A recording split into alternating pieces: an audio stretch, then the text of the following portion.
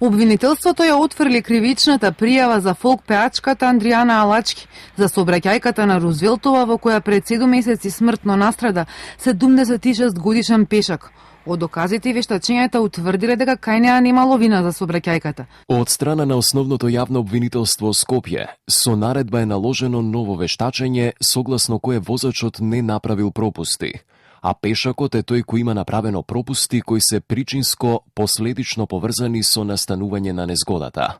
Од страна на оштетените, законски застапници на сега починатото лице, доставено беше вештачење кое по наодот и мислењето се разликуваше од другите вештачења.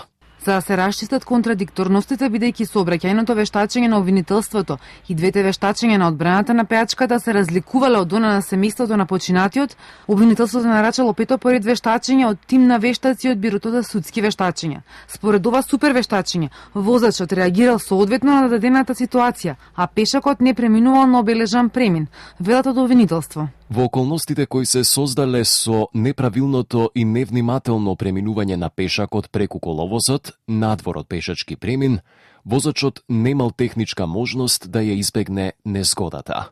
Од обвинителството вела дека брзината со која се движела Алачки е во рамките на законски дозволеното. Сообраќајката со трагичен епилог се случи на 9 октомври, минатата година, кога пеачката со возило Ауди А4 се движела во правец од зоолошката градина кон булеварот Партизански одреди, а старецот натоварен со кесија минувал улицата.